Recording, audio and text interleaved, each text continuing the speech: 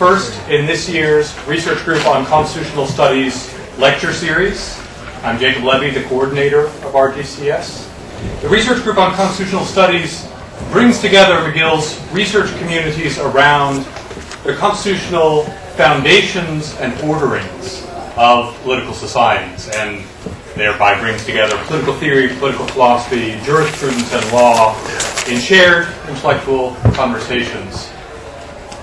The lecture series began last year as a way to try to bring those concerns of the RGCS into especially active undergraduate and student intellectual life, aiming to bring in serious and first-rate scholars and researchers to give us the results and the inquiries of their research into the foundations, principles, and institutions of a free society. The lecture series aims to make live for student audiences some of what happens in leading research in political theory and political philosophy. The lecture series is supported by a generous gift to McGill from the Aurea Foundation, for which we are grateful. I'll begin by mentioning the upcoming events in the lecture series before turning to today's. On November 14th, in Lee Talk 232, we will be joined by Naomi Lamoureux, Professor of Economics and History at Yale University, for a lecture on civil society and organizational history. January 9th, Ilya Somin, Professor of Law at George Mason, will give a lecture on democracy and political ignorance. And April 3rd, the year will conclude with a debate between Chandra Kukathis from Politics at the London School of Economics and Kip Wellman from Philosophy at Washington University St. Louis, debating open borders and immigration. And that will be in this room on that day. I am expecting there to be at least one more event in that schedule, but it is not quite finalized yet. We also have some smaller events from time to time. The next smaller event open to a general student audience will be November 1st. Stephen Horowitz, economics at St. Louis University, will be giving a seminar on capitalism and the family. To begin our lecture series for this year, we are delighted and honored to be joined by Gerald Gaus, one of the leading political philosophers at work in the field today. Professor Gaus is trained in and has served in several of the disciplines that RGCS represents, with backgrounds in political science and philosophy, and now acting, among his other tasks, as the head of a program in politics, philosophy, economics, and law at the University of Arizona, where he is James E. Rogers Professor of Philosophy. Professor Gaus is a founding co-editor of the journal Politics, Philosophy, and Economics, and is the author of numerous important books, including, I think most prominently, Justificatory Liberalism, Value and Justifications, the Foundations of Liberal Theory, and the magisterial recent The Order of Public Reason, a theory of freedom and morality in a diverse and bounded world. He is additionally the author of dozens of articles in leading journals and venues in political philosophy. When at one point I had occasion to do a survey of the 50 years of contents of the yearbook Nomos, I found that Professor Gaus was the most published author in Nomos's history. Professor Gaus's main area of work is on public reason. The Order of Public Reason argues that respect for all as free and equal moral persons requires that our social morality be publicly justified. However, the project of identifying such a morality is indeterminate. Drawing on ideas in game theory and social evolution, Gaus tries to show how respect for the moral freedom of all is still possible in the face of this indeterminacy. He is also the winner of the Kafka Prize for the best published paper in political philosophy, for a paper in 2009 titled On Justifying the Moral Rights of the Modernists, a case of old wine in new bottles. please join me in welcoming, in his first trip to Montreal and to McGill, Professor Gerald Gaus.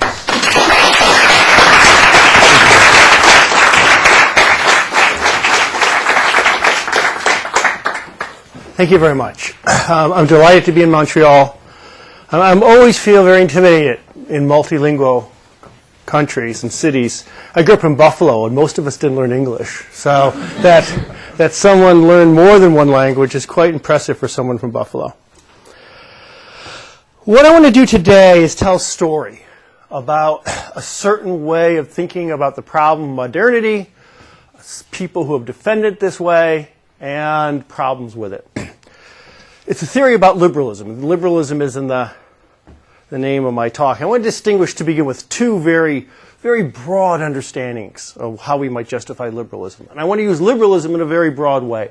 I simply mean today, and it's good enough, a stable and fair framework of tolerance so that diverse people can live together. If that means we're all liberals, I'm very happy about that. So I'm interested in how we justify a tolerant society. And in the liberal tradition, there's been at least two ways in which people have tried to do this. One is to say that there's a moral law, or the moral truth, or moral rights. And the true moral rights and the correct moral law dictate tolerance. I see this as a somewhat sectarian understanding of liberalism, because as I understand it, and I'll talk about today, what modernity is about is that we disagree about the true moral rights, and we disagree about the moral law, and we disagree about God's will. And if liberalism depends on a particular version of that, then rather than trying to be a solution to our problem of disagreement, it's one of the contestants in it. Many people find this version of liberalism persuasive and important, and I'm not going to argue against it today. I'm setting it aside for a different tradition. And this tradition sees the fundamental problem of liberalism one of rational disagreement. When people of goodwill apply their reason to questions of God's will, but also of our place in the universe, the meaning of life, what morality really is, and all these matters, good-willed people thinking through things as best they can come to deeply different answers. And for this version of liberalism, which I call public reason liberalism, this is the beginning point of analysis. How can we solve this problem? I believe this is a compelling view because it doesn't try to solve modernity by adding to the problem of one more view of truth, but tries to solve the really deep problem of modern life by analyzing how we can overcome it. Today's talk is in 4 acts. The first act is my Hobbesian act. I'm going to suggest that Thomas Hobbes, writing in the 17th century, saw the problem of modernity clearly than anyone else had, and also shows why the liberal solution can't possibly work. So Hobbes, I believe, provides the challenge to all subsequent public reason theorists, saying what you want to do just can't possibly work. The second act is Locke. I bring Locke in as giving the quintessential, but in the end unconvincing reply to Hobbes's critique of the liberal project. Act 3 is a 2-part act. It's the act with John Rawls. Being a political theorist and not a historian, I can zip 300 years from my third act. What happens in between is not that much interest to me. And Rawls, I want to say, in the first part of Act 3, provides the definitive and most sophisticated solution to the problems that Locke left us. It's in some way the complete and ultimate statement of public reason liberalism. The second part of Act 3 is Rawls saying it doesn't work. That one of the really remarkable things about Rawls is he's the critic of his own project, where his students were willing to let the project roll. Rawls said, no, it was a nice idea, it was one of my most innovative ideas, but unfortunately it fails. And Rawls tries at the end to reimagine in a really radical way how we might go about this project. Act 4 is my unfinished act, in which contemporary proponents of this project have split into 2 very different directions. And what direction we should go in is something that we can talk about. So those are my 4 acts. So on to the Hobbesian act. On my view, Hobbes' really important contribution to political philosophy usually hasn't been fully understood. We all know, which is partially correct, the view that Hobbes is a theorist of self-interest, a theorist of egoism. In my high school class, we learned that Hobbes thought people were selfish, Rousseau thought people were good, and Locke didn't have an opinion either way because we were blank slates, right? And that was our political philosophy in Buffalo. And it has some elements of truth in it, but I think there's a deeper truth, and that Hobbes had the most sophisticated analysis of the fundamental fact that when we reason, our very use of reason leads us to disagree. It's not pride, it's not sin, it's not ignorance, it's the use of our reason is the source of disagreement. And that's at 1 on the handout. I won't read many of these quotes, or not all, but this is an important one. This occurs early on in Leviathan.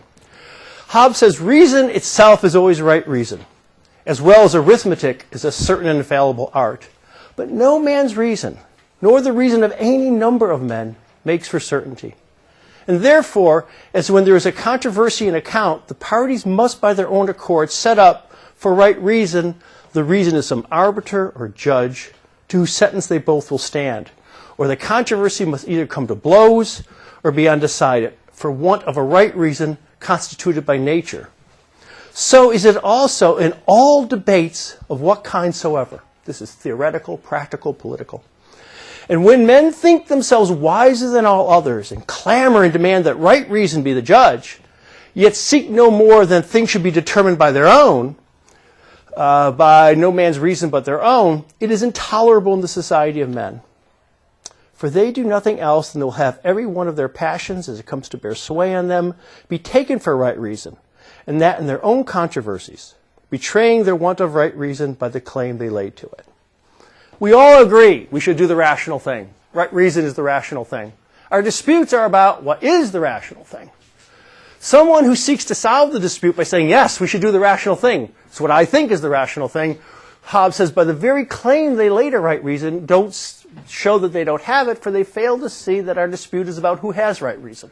And simply asserting their claim to right reason is not a way of solving the dispute, it constitutes the dispute. And indeed, Hobbes says that anyone who takes that attitude, their existence is intolerable in the society of men, for they insist that all be guided by their reason, when our fundamental problem is that we disagree about whose reason is correct. Hobbes makes the problem worse.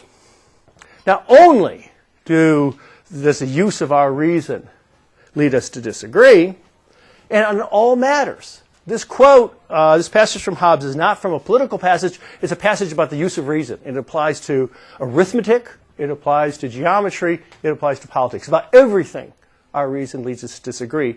And secondly, Hobbes says, and no rules could ever solve this problem. We might try to set up a system of rules to say, well, if we follow these rules, then our disagreements about reason can be adjudicated. But Hobbes says, but we need reason to interpret the rules. So we're back to the same problem. As Hobbes says it too, all laws, written and unwritten, have need of interpretation. The unwritten law of nature, though it be easy to such as without partiality and passion to make use of for their natural reason, and therefore leaves violators without excuse, yet considering there be very few, perhaps none that in some cases are not blinded by self-love or some other passion, it has now become of all laws the most obscure, and has consequently the greatest need of able interpreters. So we know that any dispute can be a dispute where our right reason leads us to disagree. We also know that there's no way to have a system of rules to avoid this dispute. So, what Hobbes says is the only way for us to live together is in some way to make someone's reason the public reason. And Hobbes is particularly convinced there's no way to insulate the disputes of one field from another. We can't say, let people reason well when it comes to politics, and they can reason on their own. In politics, we can reason together according to settled rules, but in religion, you can go any way you want. That is the basic idea of a public-private divide. Hobbes says it's impossible because our private disputes will always flow into public disputes. There's no way to insulate. Hobbes, I think, was particularly impressed by the experience in the first years of Cromwell's Commonwealth where there was freedom of thought and of religious interpretation. What was found, and this was important for the later Tory restorationists, is that any freedom in one area led to amazing doctrines in another. So the freedom to interpret the scriptures led to political doctrines like the Quakers, the Ranters, and the Shakers. My favorite doctrine was the Fifth Monarchy men, who arose during this time. And on their basis of their interpretation of Daniel's dream, concluded there could only be 5 legitimate monarchies in the history of humans. The 4th was the Roman Empire, and the 5th was the reign of Christ. Therefore, there was no legitimate government until Christ returned to earth. This was a significant political consequences that immediately rose from religious freedom. So Hobbes says, there's no way to say be free in one area, but we have to agree in another area. For any freedom in one area is going to lead right to disagreement in another. So what do we need?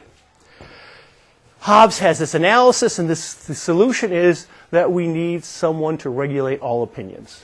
Because, as Hobbes says at 3 on the handout, for the actions of men proceed from their opinions. And in the well-governing of opinions consists the well-governing of actions in order to their peace and concord. It's reason that leads us to disagree. We act on our beliefs. Therefore, we have to regulate what people believe. Hobbes' understanding of freedom of religion is restricted to one case. You can believe anything you want. And why? Because you can't control what you believe. And since you can't control what you believe, the sovereign can't command it. Inside, since belief is not voluntary, therefore it can't be commanded. But the wagging of the tongue, that's an act. So the sovereign can command you not to talk about it, not to tell anyone else about it, how to act. Anything that doesn't involve belief itself is under the authority of the sovereign. How much is under the authority of the sovereign? We can see at 4 on the handout. We are not everyone to make our own private reason or conscience, but the public reason, that is the reason of God's supreme lieutenant, that is the sovereign, judge of controversies. When it comes to confession of faith, the private reason must submit to the public. Confession is an act, it's a wagging of the tongue, and therefore any confession has to obey what the sovereign commands. The sovereign is judge of what is necessary for peace, we all know that, but he's the judge of doctrines. He's the sole legislature. He is the supreme judge of all controversies. Hobbes sees the problem of modern life. Reason leads us to disagree. Disagreement in one area can cascade into disagreement anywhere. There's no rules that we can use to sort this out because they're just one more source of disagreement. So how, given this problem, are we to live peacefully? We must submit to the reason of one person and take that person's reason as right reason. Not because it is, but because we need to agree on what reason is. Our natural reason won't do that, so we institute a sovereign who is an artificial reasoner, who we submit to. In many ways, I think Hobbes then supplies what I want to call something like an impossibility theorem of liberalism as a response to this problem. That somehow you can bootstrap liberalism out of the fact of disagreement. And I give Hobbes' impossibility theorem, an informal one, at 5 on the handout. 4 key claims. The ubiquity of disagreement. Our reasoning leads to disagreement in everything.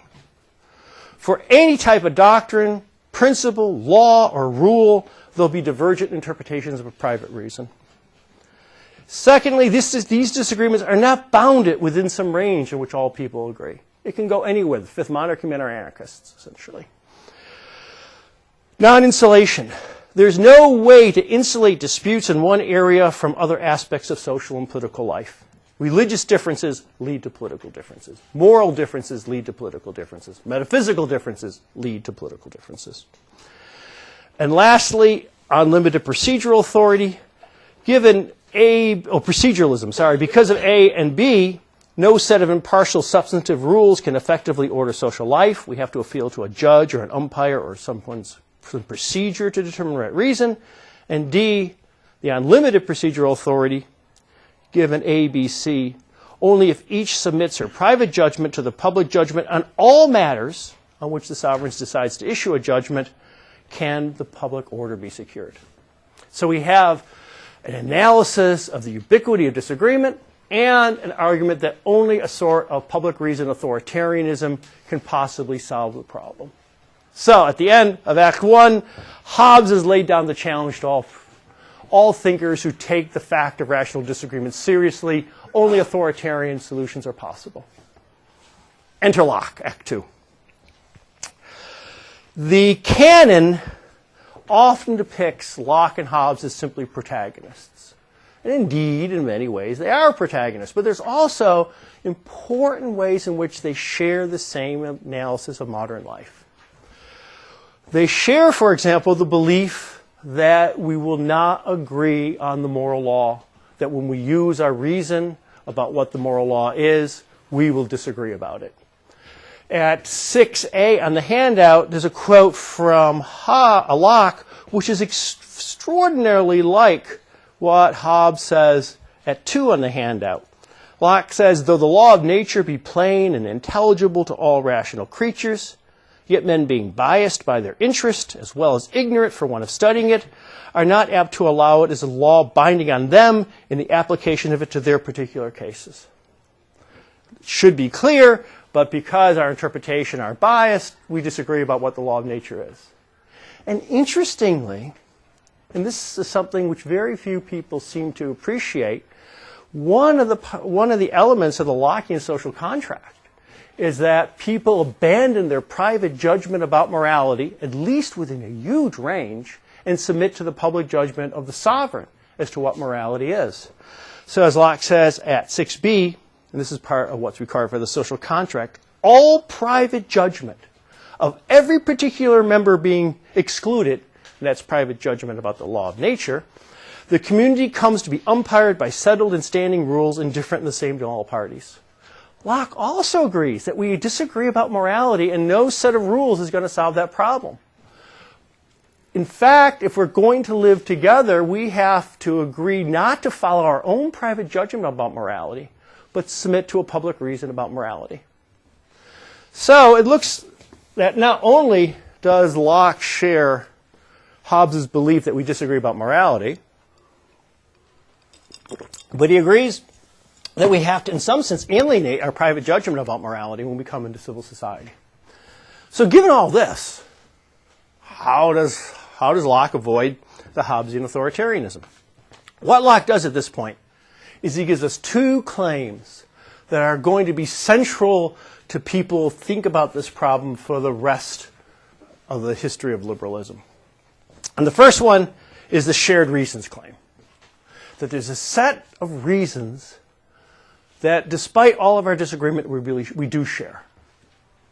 And these are what Locke calls the civil interests. At 7 on the handout, Locke says, the Commonwealth seems to me to be a society of men constituted only for the procuring, preserving, and advancing of their own civil interests. Civil interest I call life, liberty, health, and indecency of body, and the possession of outward things, such as money, lands, houses, furniture, and the like. So, this is sort of pedestrian, important interests that we all can see, that aren't sort of metaphysically determined, but we all sort of can understand what they are.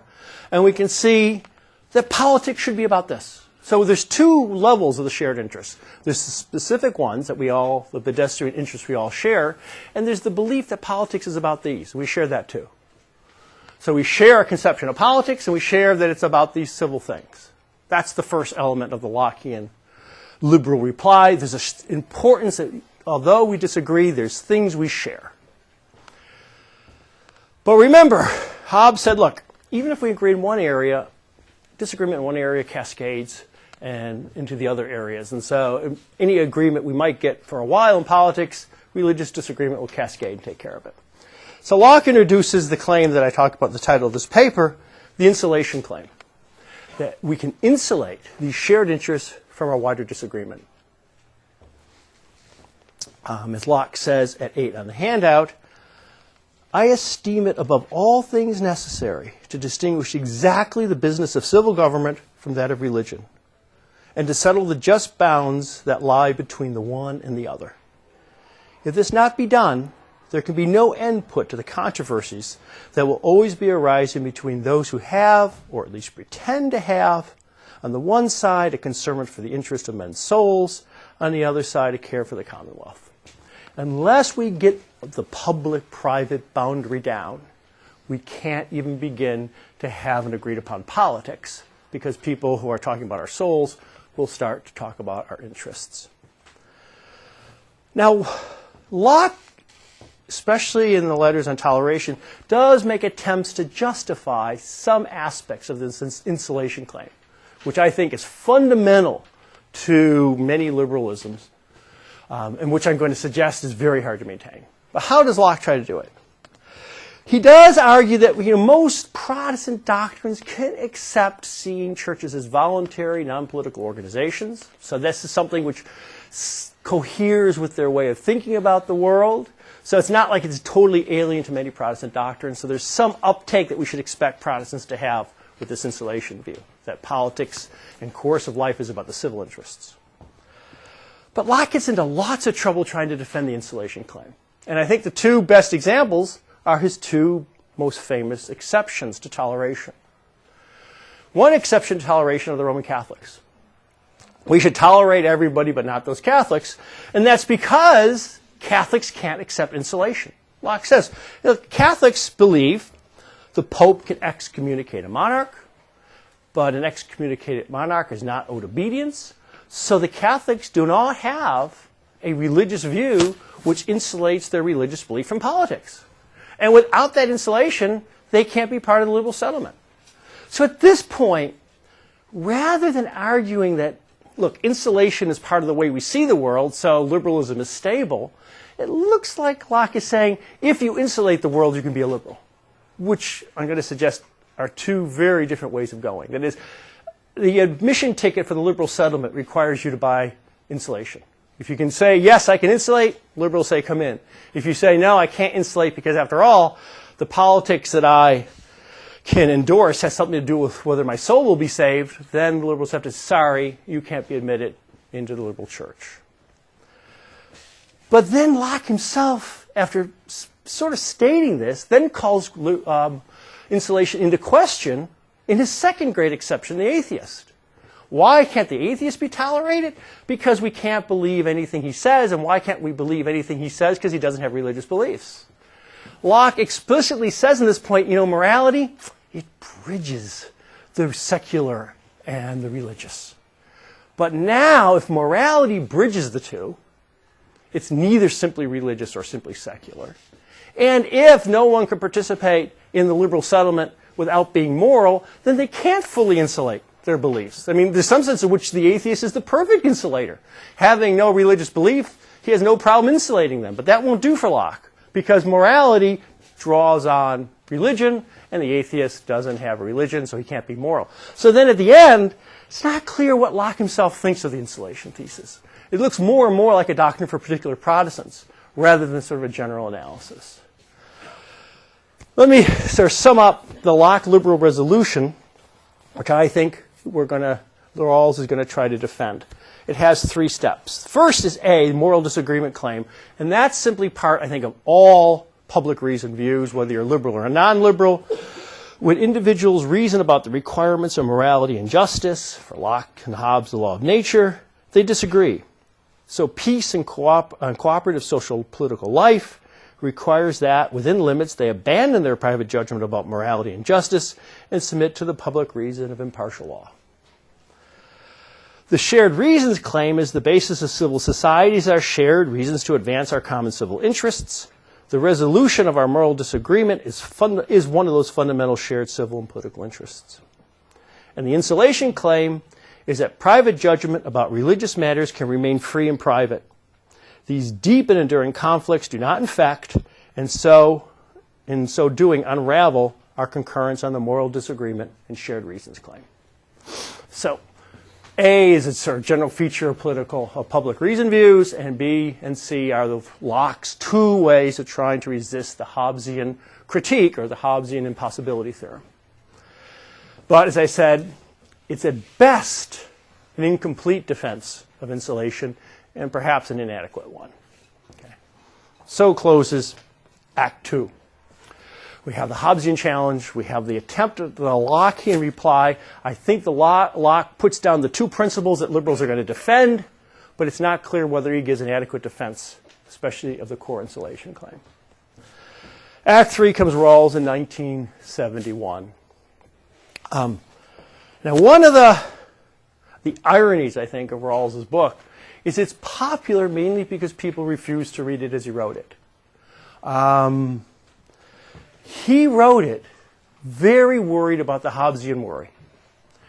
In Rawls's understanding of an adequate political philosophy, whatever results you come to has to have a good answer to someone who says, yeah, but when I know everything I know about my personal and metaphysical and religious beliefs, I can't possibly go along with this. Rawls spent a third of his book trying to answer this question. It was the third of the book that many scholars didn't read, and almost all told their students not to read, because they couldn't see what was going on in it. Because they want to interpret Rawls as a sectarian liberal giving a true theory of justice. If he was a sectarian liberal giving a true theory of justice, as soon as he told us what justice was, it was over, because he told us what the truth is. But not being a sectarian liberal, telling us what the true theory of justice was, he says explicitly people choosing justice then have to say, will this be stable when people know everything about themselves? And so I want to sort of give the view, which I think Rawls had in mind. As I said, for one thing, he thinks that the part everyone doesn't read was his most inventive contribution to political philosophy. So here's our problem. And let me give a little view of Rawls taking account of my explication of Locke. I want to suggest that Rawls divides us, try to write big on this. This is a simple diagram. No indifference curves here. We just got A, B, and C, so this will be easy. A is our set of shared interests.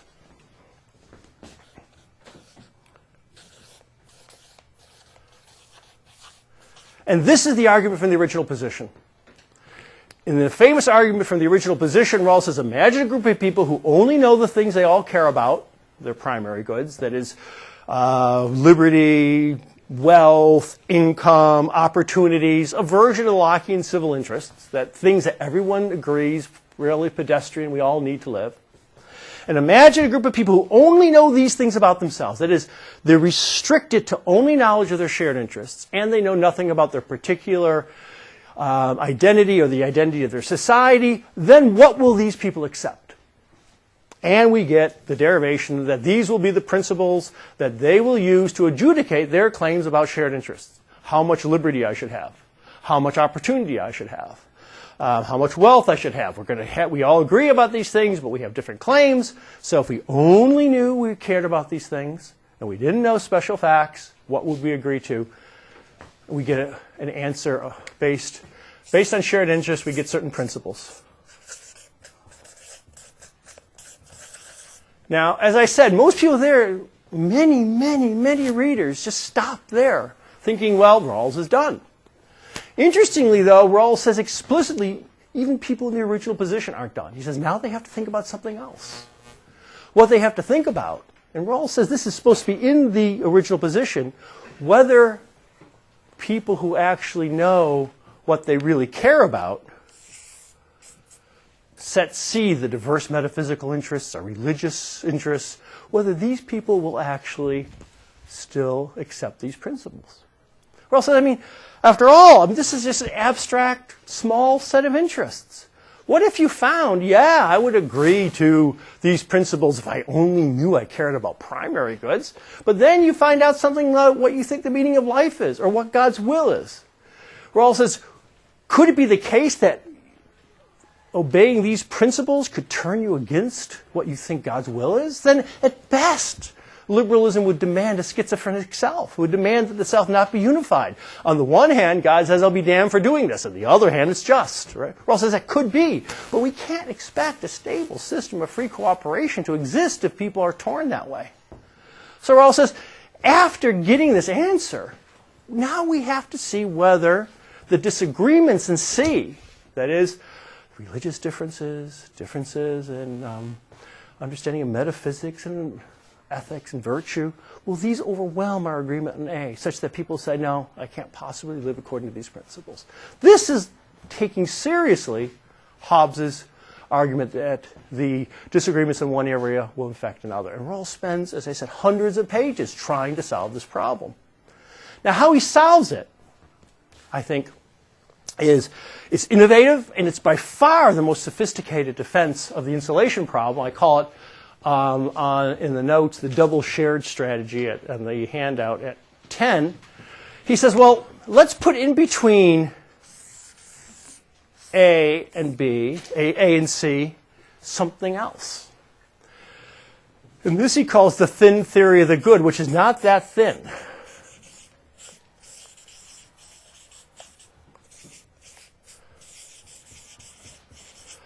The thin theory of the good are general features of all rational and good plans of life.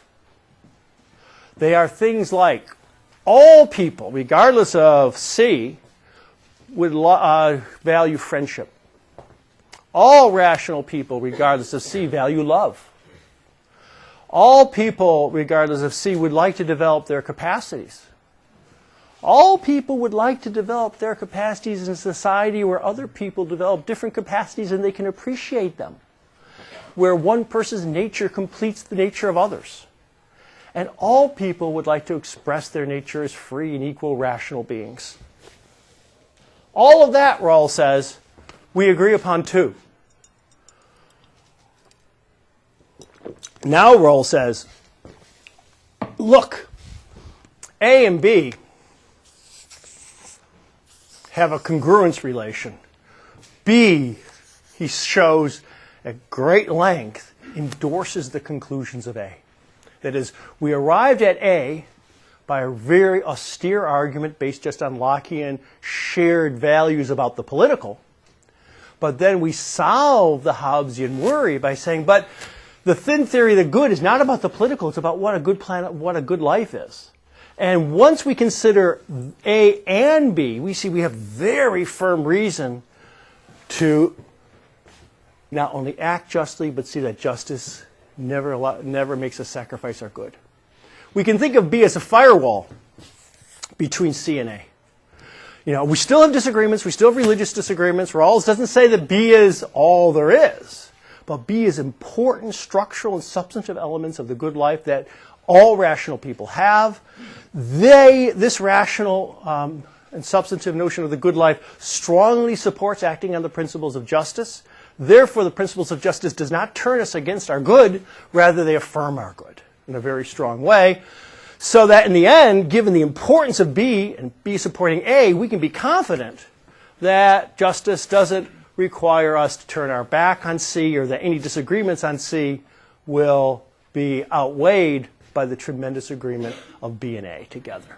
So this group together are so strong that we can be sure that the remaining disagreements in C will not wash over and undermine the liberal project. Understood like that, which I think is the way Rawls wanted to, we can see why he spends so much time on B. I mean, many people said, why do you care about B? You've already derived the principles of justice. But if you're a public reason theorist, that's the easy part. The easy part is to show that the disagreement isn't going to unravel all the hard work you've done. Locke had his insulation claim, but he doesn't really show that insulation is going to work. Rawls spends a great deal of time showing it's going to work by the thin theory of the good, which turns out to be a fairly important, robust theory of the good. Interestingly Hegelian, that one person's nature completes the nature of others, and so we have complementary natures. And that's the problem. It turns out to be a rather strong thin theory of the good.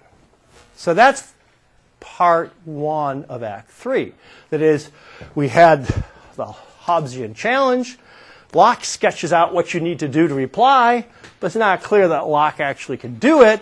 Rawls comes along and provides a long and sophisticated argument showing if all this was true, then we can insulate. Why will we insulate? Because B is just going to protect A. So why can't public reason liberals say, well, we have the apex of public reason thinking, and we should stop? And that's because of part 2 of Act 3, where Rawls says, yeah, but this doesn't work. Right? Interestingly, none of his students said it because they didn't really worry about it, right? I mean, the students are just what justice is, right? And Rawls is thinking, yeah, but is this a plausible picture? And Rawls determines that's not a plausible picture. I think we can see 2 ways it's not a plausible picture. One is after all this talk about disagreement, it pushes disagreement off to the periphery. Okay? It turns out that liberal can insulate their principles from disagreement because we don't disagree about all that much. I mean, we not only agree about justice, we agree about the good life. So it turns out that C is for a peripheral worry. And indeed, religious questions and deep metaphysical questions really are not very important in a theory of justice. It's really pushed off to the periphery. So the first thing you might say is it solves the question by trivializing it.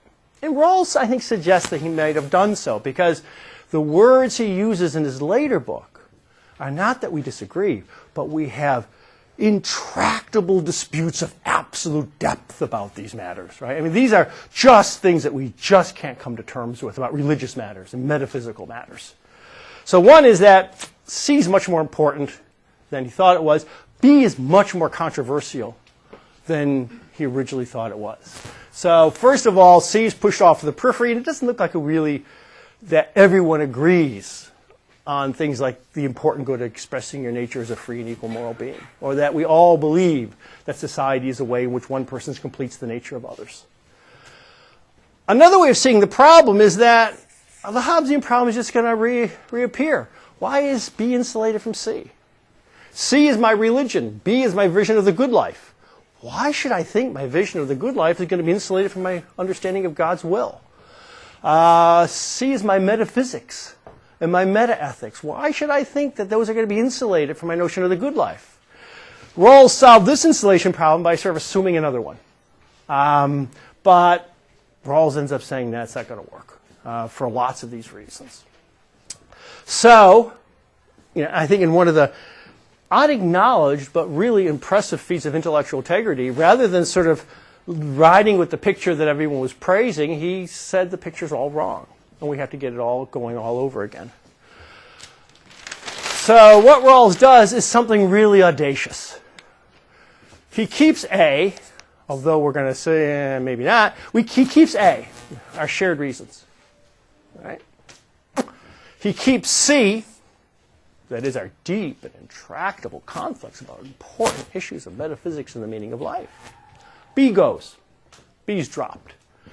In fact, for those of you who like Rawls a lot of the elements of B gravitate into A. And so A gets a little bit sort of pumped up by anything he thinks he could say from B turns up to be pumped into A in order to make A stronger on its own than it used to be. But, without worrying about things gravitating and stuff, basically the simple story is that A stays, B pretty much goes, some of it's pumped into A, so it's like super A to some extent, and C remains.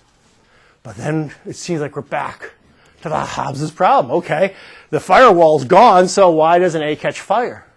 And so here's Rawls' really audacious move saying, you know what? Everyone's thought that C's the problem. No, C's the answer. Right? C supports A. Here, imagine this.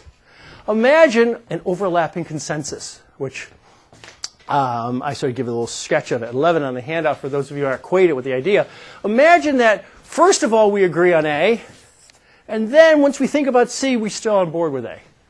So rather than thinking from Locke to early Rawls about how to insulate the liberal answer from the disagreement, can we draw on the disagreement to support the liberal answer? Right? And in fact, Rawls explicitly makes this his theory of justification. For those Rawls people, in his reply to Habermas, where Habermas says, why do you need this relation? Right? Habermas says, look, haven't you really done the job at A? Right? So why you bring C into the matter? To answer a question that almost any traditional philosopher is going to ask who's not part of this project, Rawls says, well, okay, it goes like this. A is what he calls a pro tanto justification. And this is on the handout, I think, at 12. It's a pro tanto justification, a freestanding justification, a justification as far as it goes. It's freestanding because it's the justification which is only based on shared interests. So it stands free from our metaphysical and our other commitments. Insofar as we share the interests, as far as these interests go, then these are the principles of justice which we affirm. But only as far as they go, because we don't know some important normative considerations. And what are those important normative considerations? C. So then Rawls says full justification is achieved when each person looks at her own evaluative standards, metaphysical beliefs, religious views, and asks herself whether in the light of those she can affirm the conclusions of A. If she answers yes, A then is fully justified. If not, A is not justified. The Protando justification, as Rawls says, can be overturned when a person adds up her values and says, no, given everything I care about, this doesn't do the trick for me. So this turns out to be something which is only justified insofar as we've considered some reasons, but not all reasons. Here, we consider a person's full set of considerations, and then if that was true, we're done. We're not exactly clear why that's the case. Rawls tries to give examples where it's the case, and I'll talk a little bit more. Why should we assume that the C relation has turned from a hostile relation to a supportive relation? Interestingly, so I've just given the story about how insulation really not only is dropped from Rawls, but is rejected for something like the opposite relationship. Insulation becomes support. Shared reasons at the same time, or a little later, actually takes a knocking. This gets very Rawls today, and I sometimes can't help it. In the 1993 preface to Political Liberalism, Rawls says, reasonable pluralism applies to conceptions of the good life and religious beliefs, but we can agree on the political conception, which is the typical liberal view. But as Rawls often did, rather than changing things, he just reinterprets them. So in his 1996 preface, he says, oh, but it also applies to the political. Duh. He says at 13, this is in the preface, in addition to conflicting comprehensive doctrines, that is your view of what's worthwhile in life, political liberalism does recognize that in any actual political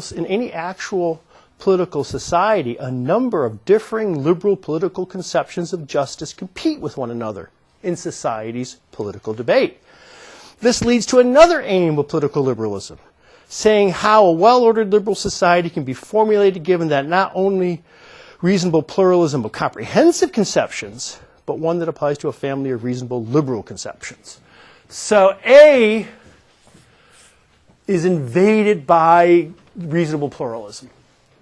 What we've normally, early on, reasonable pluralism, use of humans, reason, led us to very different comprehensive doctrines, but up until 1993, it still led us to the same political doctrine. As Rawls's project,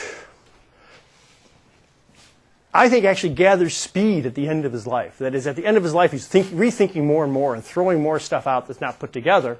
As it's speeding up towards the end of his life, he just is not willing to say that there's agreement on A anymore either. He has to admit that a lot of the same things that cause this disagreement is going to cause that disagreement. And so that's where Rawls leaves it. He leaves it that this is a set, not a principle. It's a set of different things. And he hopes that there are mutual supporting relations between the set and the comprehensive doctrines. Right? And in some of the, you can see from some instructions to editor at the end of his life, he's still cooking things up all the time. I mean, he clearly thinks that he's revising the project in important ways. Parts are coming, things are being thrown out at the last moment. And then he gets ill, and that's pretty much it.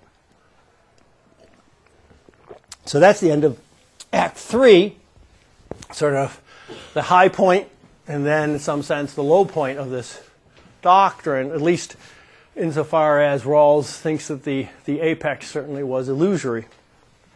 So now on to Act 4, the unfinished act. One of Rawls's great contributions was bringing these problems back to the center of political philosophy. There's a certain tale about Rawls. And that tale is that until Rawls, there was only conceptual analysis. After Rawls, there was normative political philosophy. Well, first of all, the first part is entirely wrong. There's all sorts of normative political philosophy done before Rawls. But the second part is also wrong, is that Rawls didn't do strongly normative political philosophy in the sense of telling us what the normative truths are.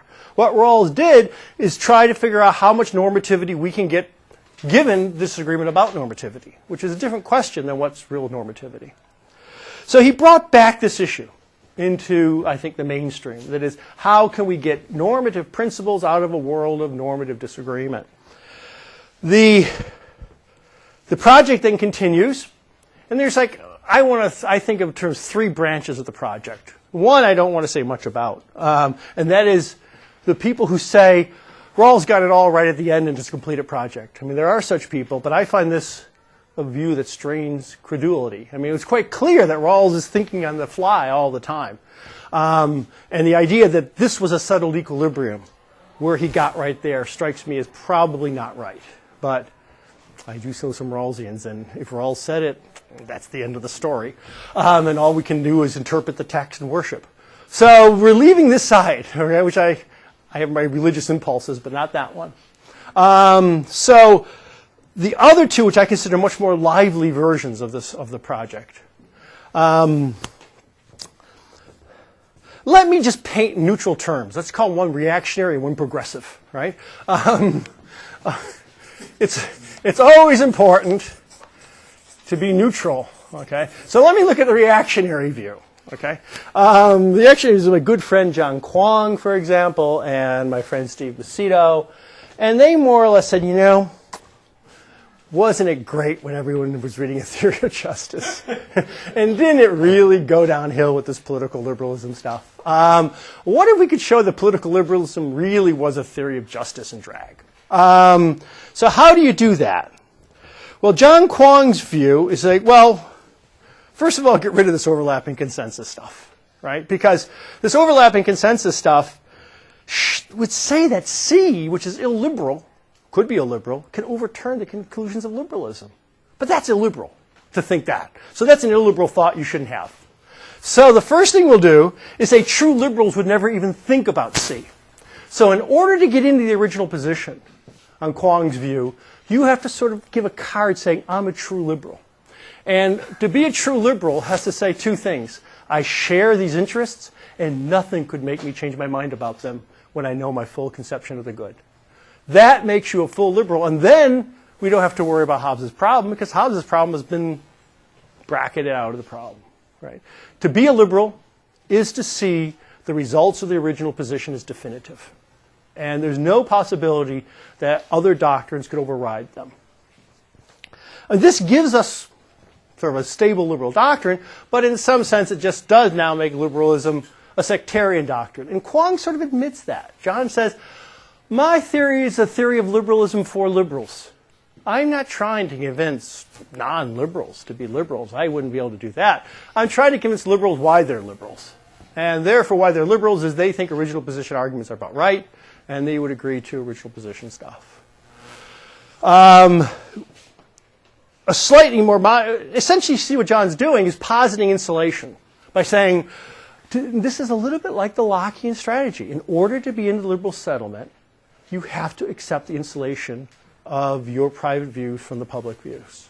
If you don't accept insulation, like Roman Catholics under Locke, you just aren't part of the settlement. So, although I make fun of John because he's a friend, it really is sort of trying to give the Lockean view in a more straightforward way that there's something that required to be part of a liberal society, and that's to accept the importance of insulating your private views from the public view. And if people don't do that, we can't have liberal societies, and Locke was right about that. So there's a sense in which, despite teasing my friends, this is a sort of a way of taking Locke's understanding of the preconditions for a liberal society. And it does have some real attractions to it. However, in my thinking, we can't get as you could tell from my talk, we can't get rid of the insulation worry that quickly. A problem with Locke, not a benefit of Locke, is that he seemed to presuppose you have to accept insulation to be part of a free society. Locke himself tried to justify it more. I think the glory of Rawls's work is he grappled with it in many ways, and he always insisted on getting the right answer. So then the question is, what do we do if he just take the political liberalism route and see how we can continue the Rawlsian unfinished project. How we can accept non-insulation. How we can accept the fact of disagreement and still go on with the project without simply assuming that people must just morally accept insulation as a requirement. Well, it would seem if we accept all of that, if we accept non-insulation, if we accept that shared reasons themselves are something subject to disagreement, why do we just end up back at the Hobbesian problem? What I want to suggest is that liberals can accept A of the Hobbesian, A1 of the Hobbesian critique. That is, they can accept that our private reasoning does lead us to disagree on everything, including the political. So we can accept A1, and we certainly should accept B, because insulation has been proven very difficult to maintain. If the public reason liberal is to maintain the project in the face of all that, it has to be A2, which is the subjects of inquiry. Are these disagreements unbounded disagreements? This is what Rawls was thinking when he said a family of views. The family of views suggests that although we disagree about the ordering of political doctrines, that disagreement is not unbounded. In the terms of Sen,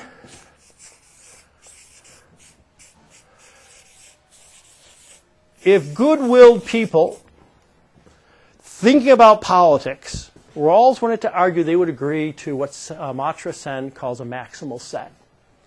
A maximal set is a set of arrangements which they all believe are better than those outside the set, but they disagree about the ordering of those things inside the set. So everything in the set is better than that which is outside the set, but the people cannot agree how to order the things in the set. Right? That's a more rigorous notion of what a family is. So the important question for public reason liberals is there a maximal set which people knowing both A and C about themselves would a deliberative situation where people know A and C, would there be an interesting maximal set which would only include tolerant societies? That's the way, I think, to think of the Rawlsian project. And not to assert there is, because Rawls at the end he actually sometimes called it a hope. Not just a hope there is, but to say, can we at least model the conditions under which some sets of A and C would agree to a reasonably liberal maximal set?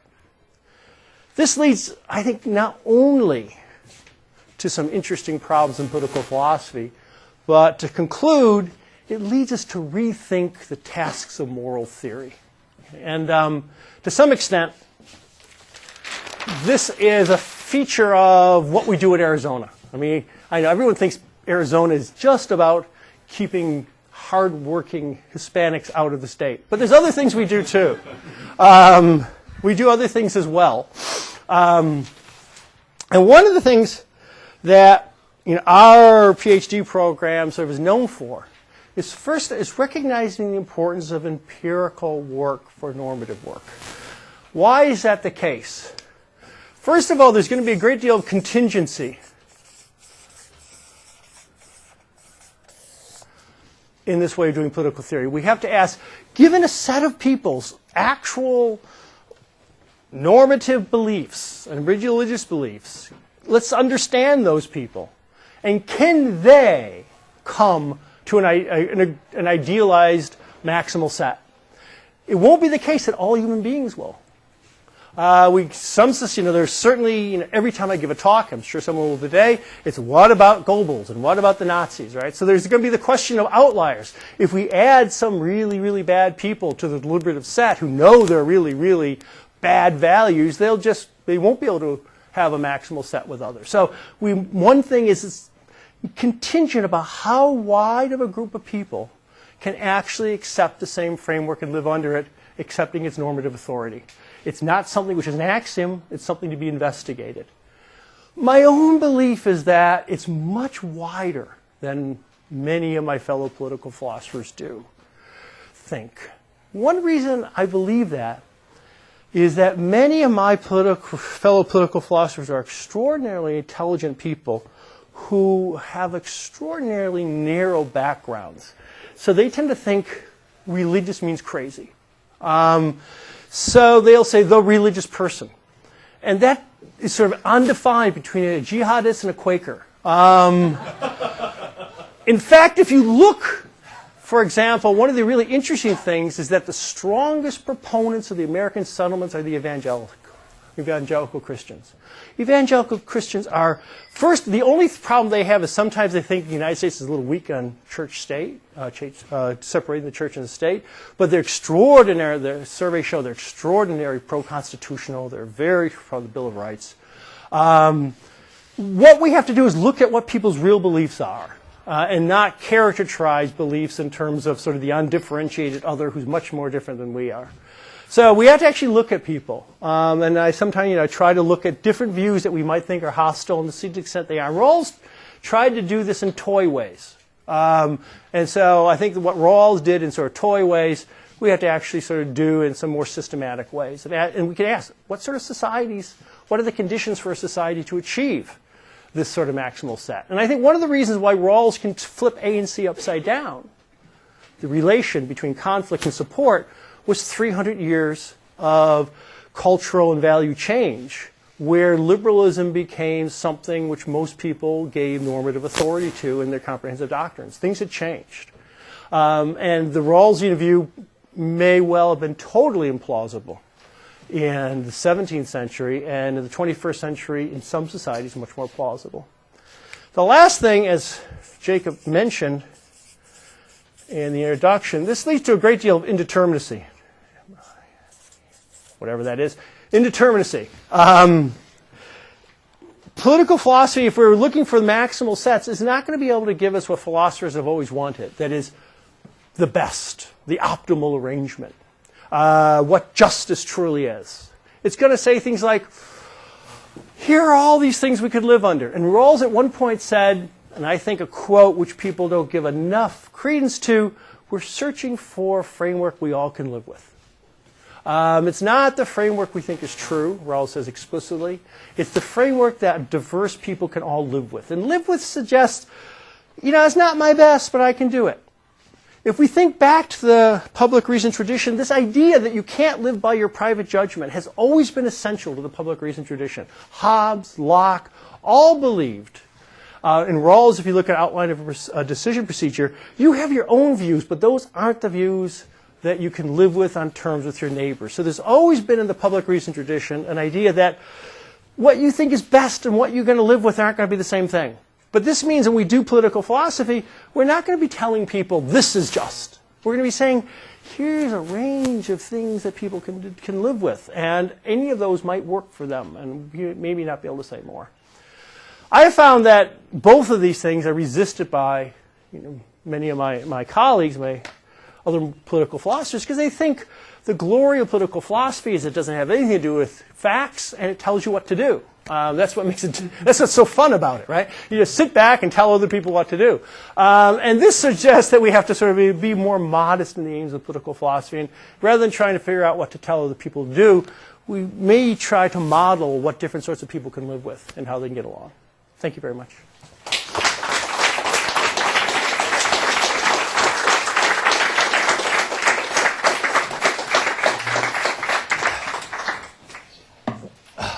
We have some time for discussion, and it is our custom at these events to reserve the first question to one of the undergraduates in the Research Group on Constitutional Studies Student Fellowship. After the first question, I'll leave you to call on your own people, but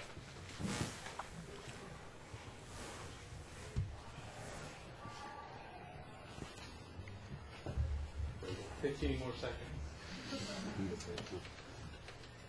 Any of the MA students in the RGCS Student Fellowship. Is there anybody who's not retired?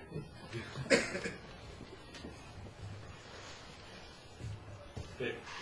It's not a very serious question. You gave this example of the reasoning Rawls provided between toy reasoning versus more systematic, and I wasn't clear about what you meant by that. What does toy reasoning signify? Well, Rawls says a utilitarian can accept the principles, and a Kantian can accept the principles. And they're both sort of like one paragraph understandings of what the what the utilitarian and what the Kantian could do, right?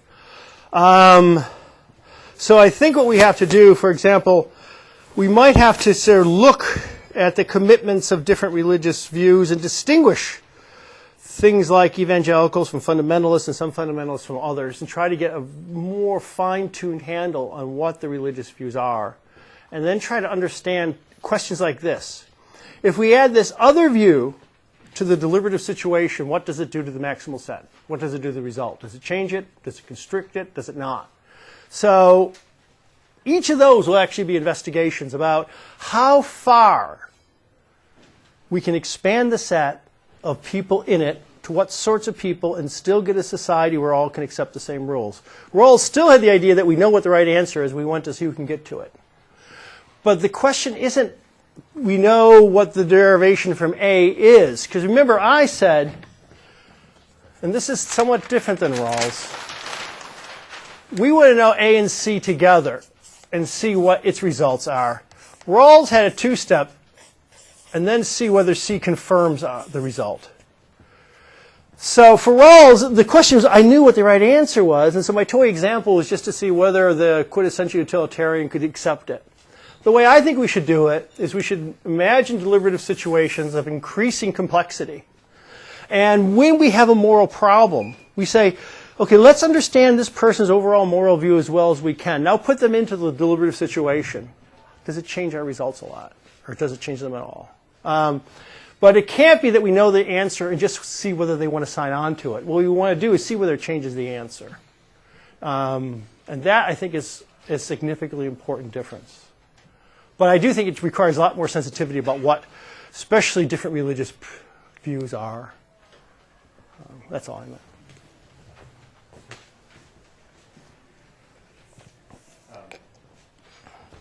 Here, you go ahead and call. Oh, I can't see, so maybe you can. I just see a light. Okay. Hi. Hi. That was great. So I have tons of questions, but I'm just going to ask one. And it kind of straddles the border between Rawls-Schmidian and substantive, but I'm going to try to bring out the substantive. It seems to me that one of the issues where Rawls, unless there was stuff that I haven't seen, never really moved was with his the importance that he ascribed to consensus. So the one thing that is stable between Rawls 1 and Rawls 2 is the fact that it's not an overlapping compromise, it's an overlapping consensus. And that was because he had a really serious concern with modus vivendi versus, he had stability concerns. So he thought that compromise, modus vivendi, would not lead to something sufficiently stable. And so, one of the things that, it could be that at the end of the day, this is just another way of talking about the indeterminacy that you talked about, but one of the agendas that I think we need to bring onto the table is basically a kind of political philosophy of compromise, and sort of get over the sort of consensus hangover, which I think has been a legacy both of Rawls 1 and Rawls 2, although framed in different ways. So that phrase, how do we all get along, was, I think, sort of something that he said, but then when you look at the official architecture of the theory, in both iterations of the theory, you get this concern about stability, bringing it back into the area of consensus. And I think that's one of the areas where political philosophy has to really break away. Okay, that's really cool. Let me just try to explore that. Let's just try to get a handle on consensus, compromise, modus vivendi, okay? So, as you were talking, I'm afraid I thought of a 2x2 table, which is always shows that you're in trouble, right? But first of all, we can ask whether the basis is just self-interests. That is, whether we're just sort of considering, does it benefit me in some narrow way? And the other thing we can think of is the person drawing on their normative commitments. Okay. Now, what's the compromise versus consensus view? Because for example, Rawls says, the doctrines might cohere with, conflict with, or not conflict too much with A. right? So there's the general coherence argument is laid aside, where it just was all for it, and now there's just some sort of relation where, some people really like it, some people won't like it, some people won't like it very much, but enough. So how would you? I wasn't clear on the distinction here between the consensus and compromise. So how would we? How would you just think the difference is going? Is that actually? Should I go back? Oh. I'm sorry. We're being Socratic here. Yeah. So I think that the bottom right, the sort of bottom right hand question. It was sort of Rawls had a blind spot about that. So one of the things that when you were talking about B getting fed back into A, I was surprised that you didn't talk a little bit about the way that B got fed into C. In other words, that there was this kind of threatening sort of vicious circularity in his insulation of reasonable from unreasonable conceptions of the good, where it turns out, unfortunately, that the distinction is pretty much, you're reasonable if you're willing to play ball with A, right? And unreasonable, we don't have to worry about you. What we then end up doing is just treating you like weather. We just make sure that we batten down the hatches. And I've always found that was that the B into C thing was a problem. And so those three attitudes that you described, I think A is really just a full emanation of my preferred theory. I don't think that he really was able to contemplate the perspective of someone who says, I think this is really not very good, but I could live with it because war is worse or something like that. So that's kind of sketchy. Yeah. Okay. But, I don't think that he really had a way of thinking about the bottom right because of this reasonable. Okay. That's really interesting. I kind of think a lot of it is about the bottom right. Yeah. I think he definitely didn't want us to rely too much on self-interest. Peace just because it's going to benefit me. So he didn't like stability. He thought that maybe have real problems with stability. But I think he did. I think Rawls thought, maybe I'm reading too much of me into Rawls, that public life is a normative compromise. It's a normative compromise between what we would like and what we can accept. But that's a little Rawls today. But let's accept, I think you and I agree, that that's really an important area. And it's important not to confuse that with compromise just based on self-interest. That is, we ask, what's my normative, what do I care about in life? And does the way that we publicly relate to each other sufficiently cohere with that I can still see it as normative? And that's the important thing. If it's simple, and sometimes I talk in game theory terms, if it's just self-interest, it can only be a descriptive convention. I can say, look, my interest is to do this as long as you do it, but it doesn't have any normative pull on me because I'm only doing it because it's in my interest. And that's what my friend Christina Bicchiari calls a descriptive convention. They're important, but I don't feel guilty when I violate a descriptive convention. I don't feel that I should hold other people accountable. But if it's based on normative criteria, that is, I actually see this as normatively acceptable, then when I violate it, I feel guilty. I expect other people to hold up to it. I have normative expectations. So I think the important thing to make the story work is that what Rawls called in the mid-70s the moral constitution that we agree to, we all can see as normative. So live with now means normatively live with, because if we don't see it as normative, it doesn't provide the basis for those sorts of normative relations we want to keep going. So I agree, but that's why I think especially that self-interest won't do it, because even if it all is in our interest, like some people think of modus vivendi, that can't be the basis for normative relations between us. Jake. Thank you very much. So it seems to me that you said, and it makes sense, that Rawls gets to say ultimately that C is going to support A, because from roughly the time Hobbes and Locke were writing, you have something like the liberalization of a lot of religious groups that, when Locke wrote, said just couldn't be part of it. So what at the end of, so we have a broadening of the people who can sort of fit into liberalism, because it seems like liberalism is gaining speed. Does this part 2 of the post-Rawlsian project have anything to say to the people who still can't be liberal, other than more or less what Locke says, that we can't trust Catholics and atheists? Okay, just what do we mean by can't be liberal? Just give me a gloss on that. So the people who, for metaphysical reasons, can't buy in. Okay, but I just wanted to push you a little more substantive. Does it mean that they can't buy into a tolerant society, for example, right? I mean, that's going to be... Sure. Okay, so there's a lot of... Here's one of the things. I think your quintessential liberal may have to start giving things up to actually have a society that people endorse.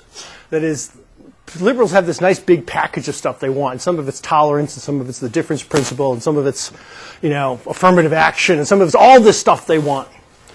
And the Kwong view is really nice because they can say, okay, imagine all the people who want this get together. They'll agree to it, won't they? And sure enough, so I've justified it. It worked really quickly, and it was nice. Now imagine we say, well, let's try to maximize the society where people can understand a framework of social cooperation that is normative. Now, I agree, there's some point in which someone says, I cannot see any framework of social cooperation with these other people. I cannot live with them. That's got to be a theoretical possibility. But the way we put that theoretical possibility off is beginning with less robust norms. And we might have all series of different norms. So when we buy into liberalism, the first thing is, can you buy into harm rules? Turns out, every society buys into harm rules. Insofar as John Stuart Mill is a harm principle guy, one thing that everyone can buy into is harm rules. We don't find a society without them anywhere. Okay, so the next thing is, can you buy into some other rules? For example, rules about not forcing people to go to... What we do, rather than saying, here's liberalism going to be justified, I believe it's an iterative process. Here's a basic rule of social life. Can we do that? Let's see if there's another rule of social life. Can we do that? As we get more specific rules, we will find that the realm of people who agree to those rules will be less, and we have a moral problem what to do with that. But I think we'll find that that question of who's in and who's out turns out to be a more interesting question, like, if morality requires this, why won't this sort of group of people be able to see it as normative? And I believe at the foundations, one of my views of looking at stuff, a lot of these rules are extraordinarily robust interculturally. I just wrote a paper on hunter-gatherer societies, right? Because I'm thinking we want to know these things. Right? Well, it turns out hunter-gatherer societies are incredibly devoted to maintaining personal autonomy against bullies. Right? If you want to understand what is hunter-gatherer societies about, it's about controlling the damn alpha males so everyone else can have their own lives. Right?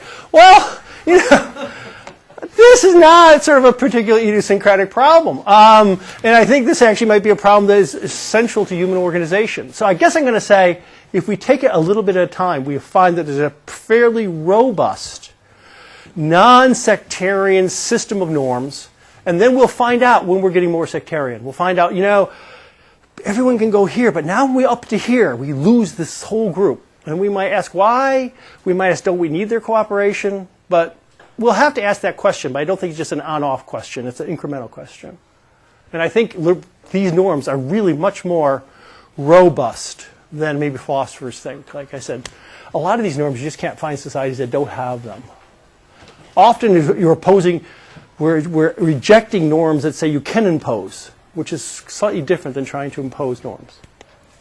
Can I just follow up very briefly? I think not. Yes. I enjoyed that very much, especially the big picture and some of the conclusions at the end. But when Rawls moves from C, or rather draws from C to support A, of course he does it very selectively. And non-Rawlsians get really alarmed at the phrase, a reasonable comprehensive doctrine, in whose eyes. And of course the point is, raised earlier, we can agree about anything. Can we at least introduce clarity? And my own feeling is that Rawls would accept this, even if he didn't express it quite this way. If we bring B back into the picture again, not as a thin theory of the good, but something weaker or thinner, but nevertheless strong, i.e. the status of the persons who are involved in any conceivable schemes of social cooperation. We have claims on one another, basic reasons of vulnerability and so forth. We need cooperation, and to deny anyone that status is to deny them the standing of a person in the moral sense. Now, it seems to me that that gives you a kind of test We can agree on all sorts of other things, and if we only agreed on that, we couldn't do anything. But that would have given us a reason for saying, this I cannot live with. That I must countenance, even though actually it isn't really to my taste. Yeah, I think what you've done there is say we move from Rawls's notion of the reasonable to Rawls's notion of the decent. Because he says, we just can't imagine a society that is not really an order. He says that's not a cooperative order at all, if you don't admit these things. So I think you're right. I mean, like anyone, I think Rawls just packed a lot of stuff into the reasonable. He wanted, and it was insulting because a lot of people who are good liberals were called unreasonable, right? And I always thought I was a reasonable person. I did all these good, and now I'm unreasonable. And it was gratuitously insulting, and it was just floundering around at the end. But I think you're right. The notion of the decent, which Rawls ties to, we just can't imagine a society that doesn't meet these criteria of being a cooperative social order at all. And I think that's what you're building on. That's what he was getting to at the end when his theory of human rights was trying to get something like that. I think that's exactly right. We got one more question from a student.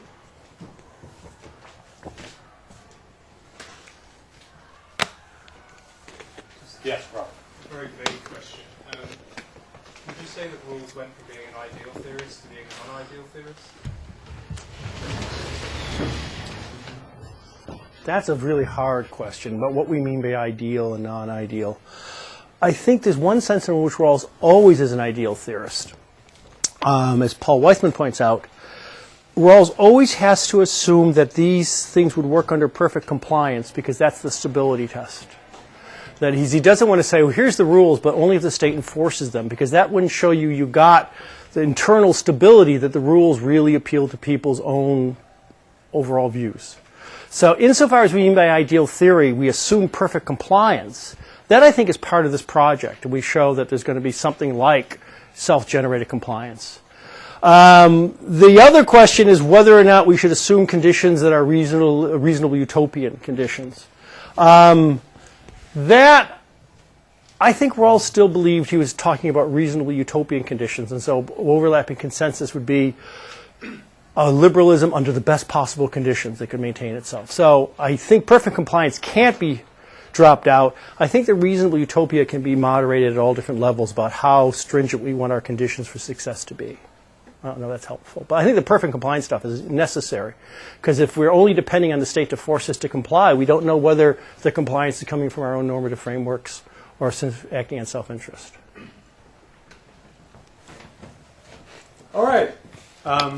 The indication of the importance of looking at empirical questions provides a nice bridge to the next lecture in the series, in which Naomi Lamoureux from Yale will speak on organizational history in civil society with an examination of the real organizational forms and their development that have made possible the organization of civil society within liberal democracies.